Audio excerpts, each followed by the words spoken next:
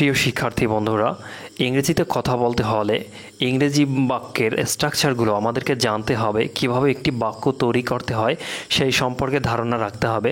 তারই ধারাবাহিকতায় আজকে আমরা স্পোকেন রুলস নাম্বার 20 থেকে দেখব। যেমন I am looking forward two মানে অধিক অপেক্ষায় থাকা বা অধীর অপেক্ষায় থাকা। স্ট্রাকচার হচ্ছে I am looking forward two plus হচ্ছে ভার্বের সাথে আইএনজি, বা ব্যতিক্রম রুল হচ্ছে লুকিং ফরওয়ার্ডের পরে ভার্বের সাথে আইএনজি হয়। উদাহরণ হিসাবে আমরা দেখি, যেমন আমি তোমার পথপানে তাকিয়ে আছি। I am looking forward to seeing you. I am looking forward to seeing you. আমি তোমার সাথে সাক্ষাতের জন্য অপেক্ষায় আছি বা প্রতীক্ষায় আছি। I am looking forward to meeting you. I am looking forward to meeting you. আমি তোমার সাথে কথা বলার প্রতীক্ষায় আছি। I am looking forward to talking with you. I am looking forward to talking with you. Spoken rules number 21 can not but না এবং পারি না। বাংলা বাক্যের শেষে এরকম থাকলে ক্যান নট বাট ব্যবহার হয়। স্ট্রাকচার হচ্ছে subject plus can not but plus ভার্বের প্লাস হচ্ছে এক্সটেনশন। যেমন আমরা ভাত না খেয়ে থাকতে পারি না। We can not but eat rice. We can not but eat rice. আমরা ভাত না খেয়ে থাকতে পারছি না। এরপরে হচ্ছে আমি ভোরে ঘুম থেকে না উঠে পারি না। I can not but wake up early in the morning. I can not but wake up early in the morning. আমি তোমার তারিফ না করে পারি না। I can not but admire you. I can not but admire you. Admire মানে হচ্ছে প্রশংসা করা। আমি তার সাথে কথা না বলে থাকতে পারি না। I can not but talk to him. I can not but talk to him. আমরা গরিবদের পাশে না দাঁড়িয়ে পারি না। We can not but stand beside the poor. We can not but stand beside the poor. আমি বই না পড়ে থাকতে পারি না। I can not but read book. I can not but read বুক।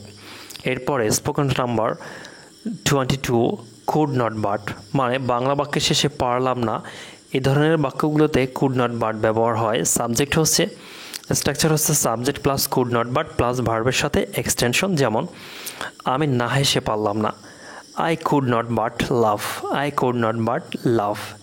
আমি অনুষ্ঠানে না গিয়ে পারলাম না। I could not but go the function. I could not but go the function. আমি তার সাথে ঝগড়া না করে পারলাম না। I could not but quarrel with him. I could not but quarrel with হিম। সে আমাকে টাকা না দিয়ে পারল না। He could not but give me money. He could not but give me money. সে আমাকে টাকা না দিয়ে পারল না। এরপরে হচ্ছে spoken rules number 23 how come কীভাবে অথবা কী কারণে। যেমন স্ট্রাকচার হচ্ছে how come plus subject plus হচ্ছে verb. How come you are so upset কী কারণে তুমি এতটা হতাশ। How come you are so upset. How come you made a great mistake কীভাবে তুমি এত বড় ভুলটি করলে। How come you made a great mistake.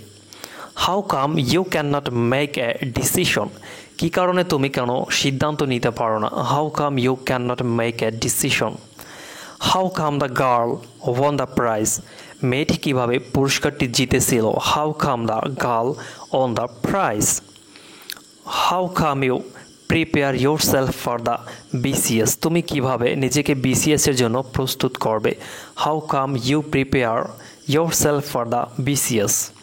How come your company made a huge profit কীভাবে তোমার কোম্পানি এতটা লাভ করেছিল। How come your company made a huge profit. Spoken rules number 24 will be able to তে পারবে বা এ ধরনের বাক্যের যে স্ট্রাকচার হচ্ছে, যেমন subject plus will be plus able to plus ভার্বের এক্সটেনশন।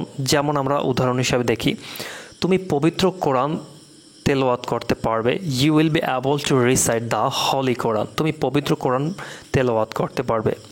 আমি সমুদ্রে সাঁতার কাটতে পারবো। I will be able to swim in the ocean সে কাজটি করতে পারবে। He will be able to do the work. He will be able to do the work. Joby cycle চালাতে পারবে। Joby will be able to do ride bicycle. or Joby will be able to do ride bicycle. সে সমস্যাটি সমাধান করতে পারবে। He will be able to do solve the problem. He will be able to do solve the problem. Spoken rules number 25, যেমন for the sake of মানে খাতিরে অথবা অনুরোধে। প্রক্ষেত্র বা সাবজেক্ট স্ট্রাকচার দেখি আমরা, সাবজেক্ট প্লাস ভার্ব প্লাস হচ্ছে object plus for the sake of plus ভার্বের সাথে আইএনজি। যেমন example, I come here for the sake of learning computer. আমি কম্পিউটার শেখার খাতিরে এখানে আসি। I come here for the sake of learning computer. I visit your home for the sake of keeping kinship. আমি আত্মীয়তার খাতিরে তোমার বাড়িতে বেড়াতে আসি। I visit your home for the sake of keeping kingship. এরপরে I come to swimming pool for the sake of learning swim. আমি সাঁতার শেখার খাতিরে সুইমিং পুলে আসি। I come to swimming pool for the sake of learning swim. Spoken rules number 26, either or হয় অথবা না হয়, এই বাক্যগুলো আমরা যেভাবে বলবো, যেমন আইদার প্লাস হচ্ছে subject plus or plus subject plus have অথবা হ্যাজ প্লাস হচ্ছে ভার্বের থ্রি মানে পাস্ট পার্টিসিপাল প্লাস হচ্ছে এক্সটেনশন। যেমন either he or they are guilty, হয় সে না হয় তারা অপরাধী। Either he or they are guilty. Either he or his brother has done the work, হয় সে না হয় তার এই কাজটি করেছে। হয় সে না হয় তার ভাই কাজটি করেছে। Either he or me will stand first, হয় সে না হয় আমি প্রথম হব। Either he or me will stand first. Spoken rules number 27, যেমন লেফট মানে বাকি নেই অথবা অবশিষ্ট নেই। এই বাক্যগুলো আমরা যেভাবে বলতে পারি, যেমন I have nothing left to lose, আমার হারানোর কিছুই নেই। I have nothing left to lose. আমি আমার কিছু বলার রাখি নাই বা আমি কিছু বলার বাকি রাখি নাই। I have got nothing left to say. I have got nothing left to say, আমি কিছু বলার বাকি রাখি নাই। প্রিয় বন্ধুরা, এইরকম আরও ভিডিও পেতে চাইলে অবশ্যই চ্যানেলটি সাবস্ক্রাইব করে পাশে থাকুন। ধন্যবাদ সবাইকে।